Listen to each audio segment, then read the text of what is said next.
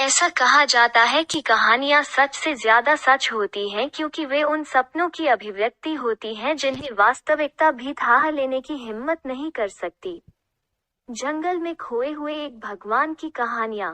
अपनी प्रेमिका, एक अनपढ़ लड़की को ज्ञान की देवी बनने के लिए, या एक डाकू खुद को एक ऋषि में बदलने के लिए। मैं जहां से आता हूँ, इस तरह की कहानियां कुछ ही लोगों के लिए गुप्त होती हैं। हिमाचल प्रदेश के कथाकार प्राचीन काल से देवताओं की भूमि की प्राचीन कथाओं को सुनाते रहे हैं।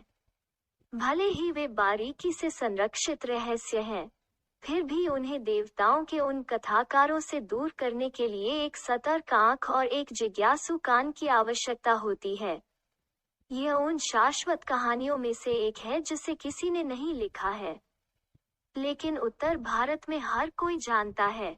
यह एक ऐसे व्यक्ति की कहानी है जो इतना शक्तिशाली हो गया कि उसने शक्तिशाली देवता श्री कृष्ण को हराया, जो हिंदू धर्म के सबसे महान देवताओं में से एक माने जाते थे।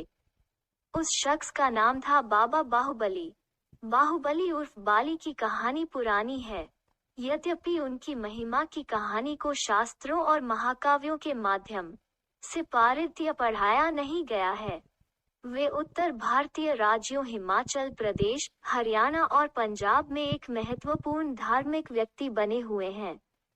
इसके विपरीत, श्री कृष्ण, जिस देवता से उन्होंने युद्ध किया और पराजित किया, बाबा बाली को फुसफुसाते हुए और जंगल की आग की तरह फैली हुई गोपनीयता के अनकहे वादों के माध्यम से जीवित रखा गया है।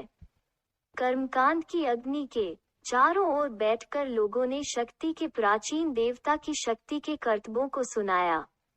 हालांकि कहीं न कहीं गोपनीयता के पर्दे ने बाबा बाली की मूल कहानी को ढक दिया।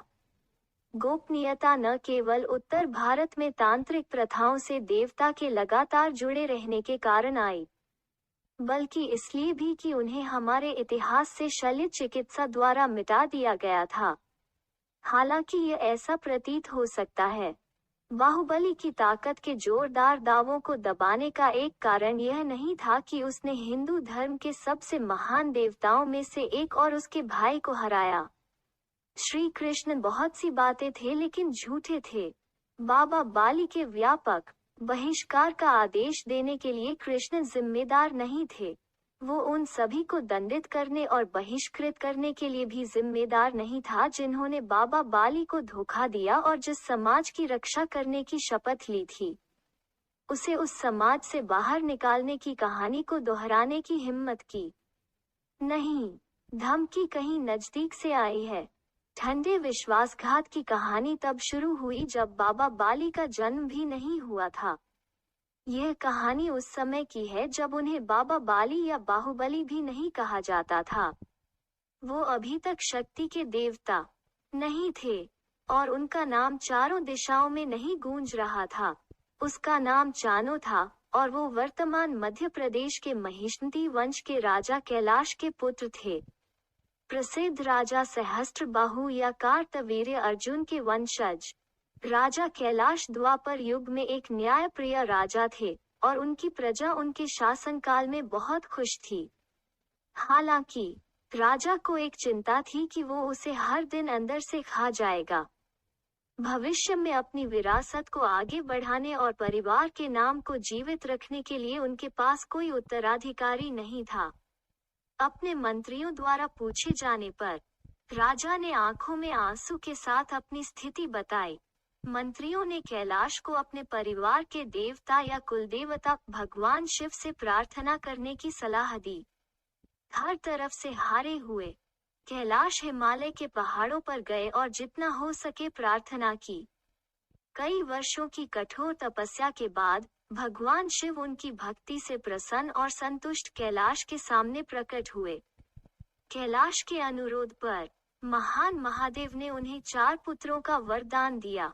शिव ने यह भी कहा कि उनके चौथे और सबसे छोटे बेटे के पास आकाश के समान विशाल हथियार होंगे और उनकी नसों में पहाड़ों की शक्ति प्रवाहित होगी। उनकी शारीरिक शक्ति पूरे आर्यावर्त, वर्तमान उत्तर और मध्य भारत में प्रसिद्ध हो जाएगी। और उन्हें शक्ति के देवता के रूप में जाना जाएगा। इसके तुरंत बाद रानी ने 4 सुंदर और स्वस्थ पुत्रों को जन्म दिया। उन्हें कानो, बानो, सदुर नाम दिया गया था, जिसमें सबसे छोटा नाम चानो उच्चारण चा पता था। उस समय राजा कैलाश या उस बात के लिए कोई नहीं जानता था कि चानो एक दिन बाबा बाली के नाम से प्रसिद्ध हो जाएगा। जैसे जैसे वे बड़े होते गए, चारों राजकुमार लोगों के प्रिय बन गए। वे पूरे राज्य में पूजनीय थे और वे जहां भी जाते थे प्यार और सम्मान के साथ व्यवहार किया जाता था। उन्हें भविष्य के शासक बनने के लिए तैयार करने के लिए 4 राजकुमारों को युद्ध, राजनीति और वैदिक ज्ञान के क्षेत्र में पढ़ाया जाता था। हालांकि यह स्पष्ट होने में अधिक समय नहीं था कि सबसे छोटा बहुत से अलग था। चानो अपनी उम्र के लिए असाधारण रूप से शक्तिशाली थे और युद्ध और हथियारों के ज्ञान में उन्होंने हमेशा ऊपरी हाथ दिखाया। 10 साल की उम्र में चानो 8 घोड़ों के रथ को खींच सकता था और 12 साल की उम्र में उसका एक मुक्का पूरे पत्थर के खंभे को मलबे के अलावा और कुछ नहीं तोड़ सकता था। उम्र के साथ चानो की ताकत केवल बढ़ती गई। भगवान शिव के वरदान का ऐसा प्रभाव था कि 15 साल की उम्र से पहले चानो पूरे महिष्मती साम्राज्य में बाहुबली के रूप में प्रसिद्ध हो गए, जिसका संस्कृत से अनुवाद किया गया है, जिसका अर्थ है जिसकी बाहों में अपार शक्ति है। उसके कारनामों की कहानियां पहाड़ों से पूरे देश में फैलनी शुरू हो गईं, और दूर दूर से लोग उसे ऐसे कारनामे देखने के लिए आने लगे जो देवताओं के लिए भी चुनौती दे रहे थे। इंसानों की तो बात ही छोड़िए। लड़के बढ़ते रहे और राज्य उनमें अपने भावी शासकों को देखना शुरू कर दिया।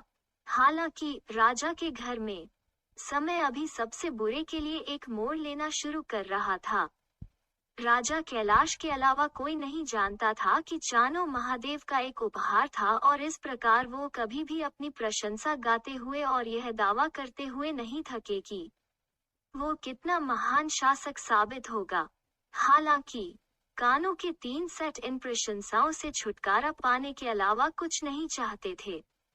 ये कान के सेट बाहुबली चानो के 3 बड़े भाइयों के थे, लेकिन उन्होंने चानो को राज्य से कैसे बेदखल किया और चानो खुद श्री कृष्ण को हराने के करीब कैसे पहुंचे, जानने के लिए बाहुबली सीरीज के दूसरे पार्ट का इंतजार करें।